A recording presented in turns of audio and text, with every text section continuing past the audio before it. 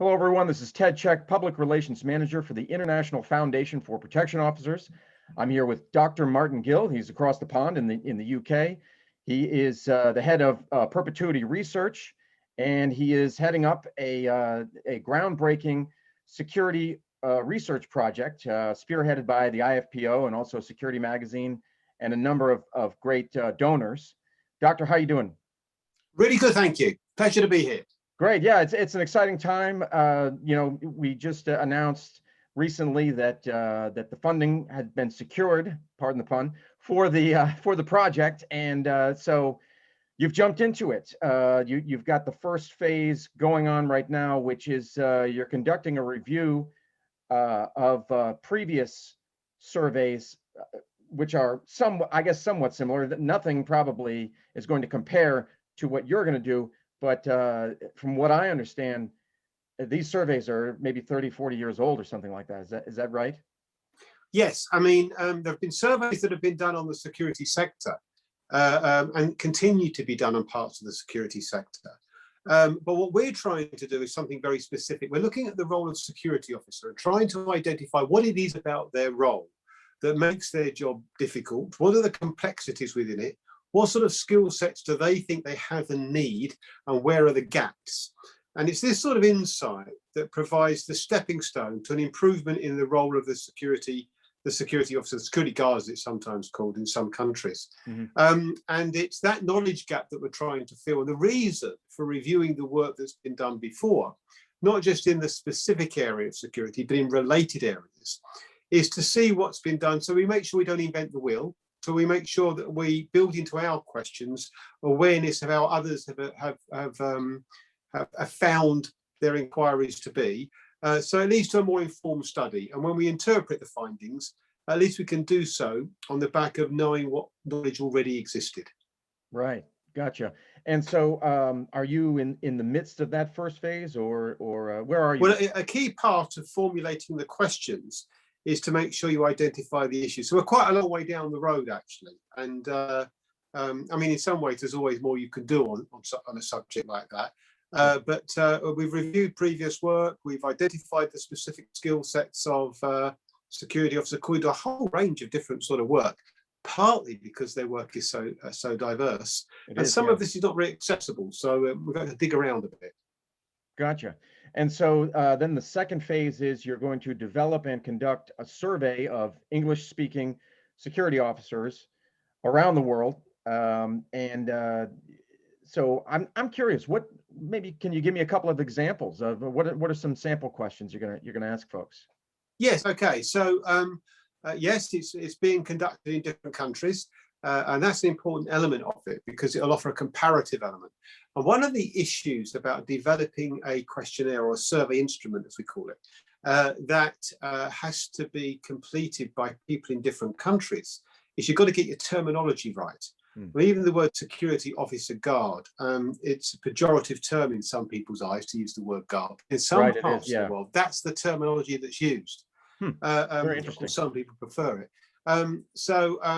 We just have to make sure we get the terminology right in all questions. In some countries, for example, and mine's a classic example, securities don't carry arms ever, and weapons are taboo too. Whereas in other parts of the world, they're commonplace. So just got to make sure we get the questions right for the right audience. So that would be one set of questions about use of weapons and training received to do that, and skill sets needed, and gaps in knowledge. And we ask that for a whole range of tasks that security officers undertake. We want to know what they find difficult, what they find easy, the level of training they've received, what they think they need to know, where the gaps are.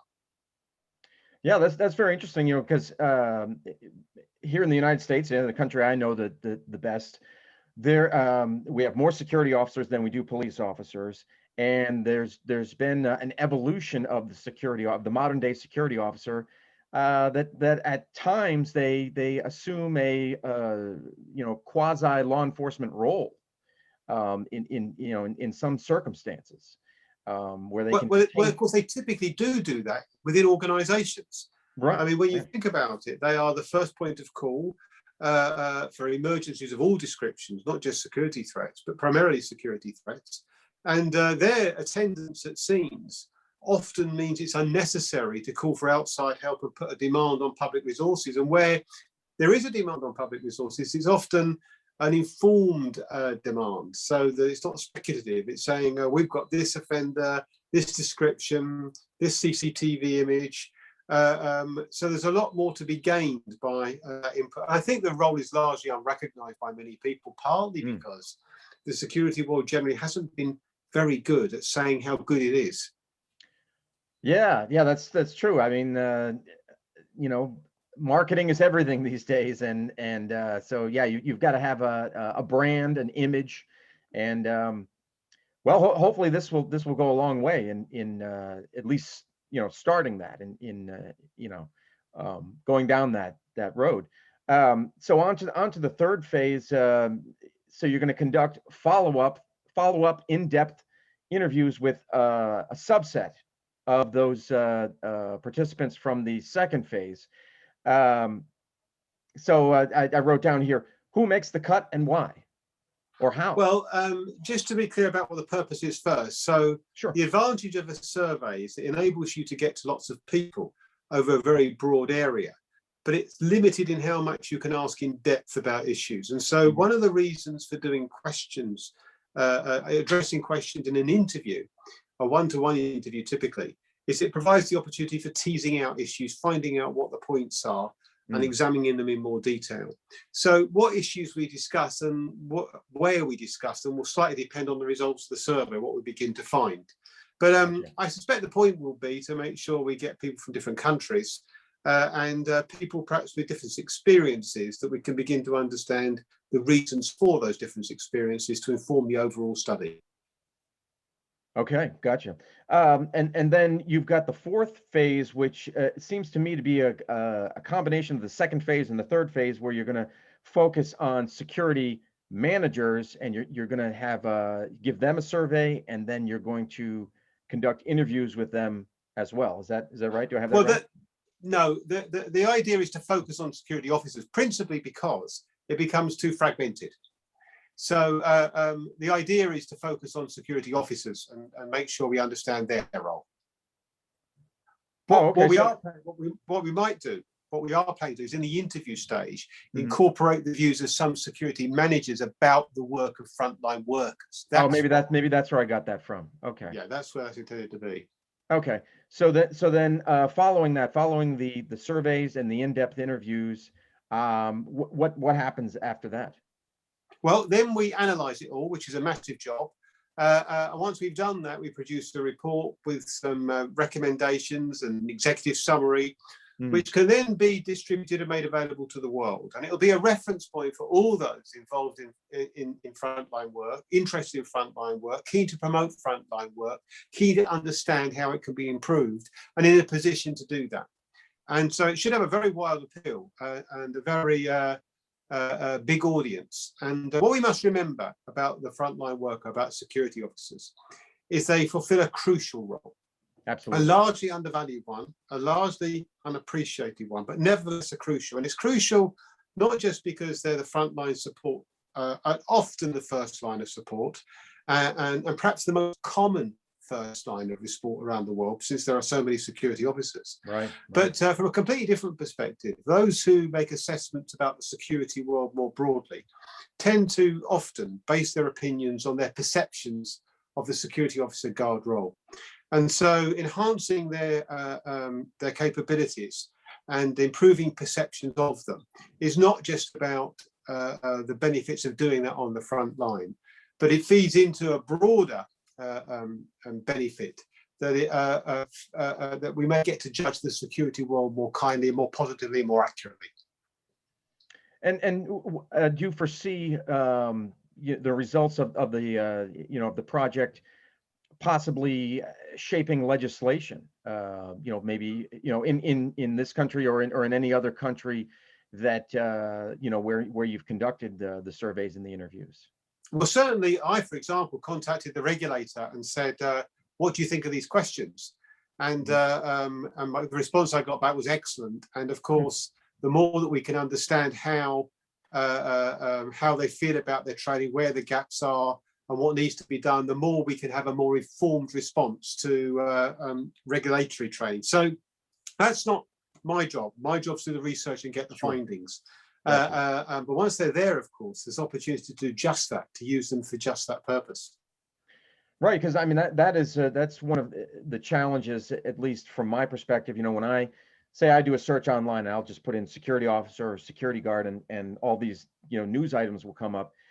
It'll be this security officer is getting in trouble for this. This security guard is in trouble for that, and a lot of times it's a lack of training that is blamed on that. So there definitely seems to be a need. There definitely seems to be gaps. So yeah, if somebody could say, hey, this is where the gaps are. These are the gaps. I think that would be fantastic. Yeah, and we're going to be doing it according to those who perhaps are in best position to know. Right, right. So this project, a lot of time, requires a lot of time, a lot of blood, sweat, and tears, as they say. There's, you know, you're at the top. You've got how many people do you have helping you out on this? Well, quite a lot. So my team consists of a broad range of people who will be involved at different stages. So initially, it's been very much myself and Glenn Kitteringham, Dr. Glenn Kitteringham, who did his PhD on this subject, actually. Absolutely. And so he's been very helpful in terms of informing the focus of the questions and helping me develop the questionnaire. As we go into the survey stage, my colleague Charlotte, who was involved in the first stage, actually, Charlotte Howell becomes crucial, and there's a whole management of a survey.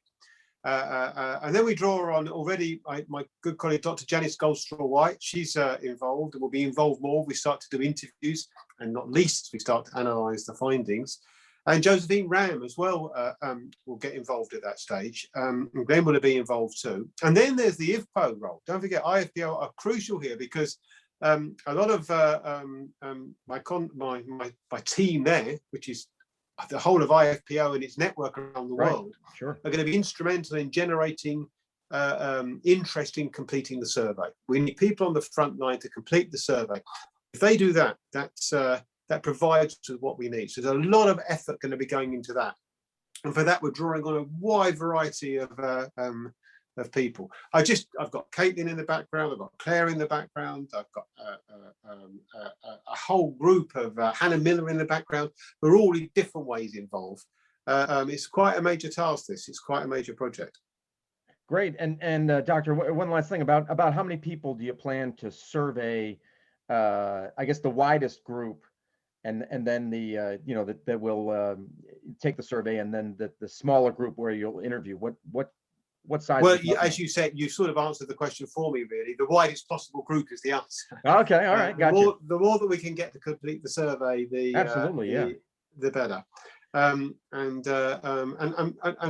we haven't finalised the countries yet. We're hoping to do that at our last meeting on Wednesday. Where we are at this very second is we've got a survey that's been out for consultation. It's now actually on the survey tool. It's called Survey Monkey with all the names. And on Wednesday, the advisory groups, so Sandy Davis and Chuck Andrews and Linda Florence and Joe McDonald and Peter as well, they're all going to be taking a look at that.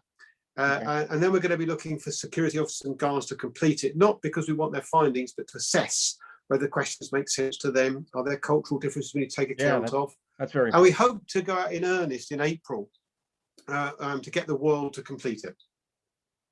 Okay, that's awesome. So yeah, for those of you out there, if you stay tuned to ifpo.org and also our Facebook page and our YouTube channel, you know, we'll get you the latest on this when that survey is available.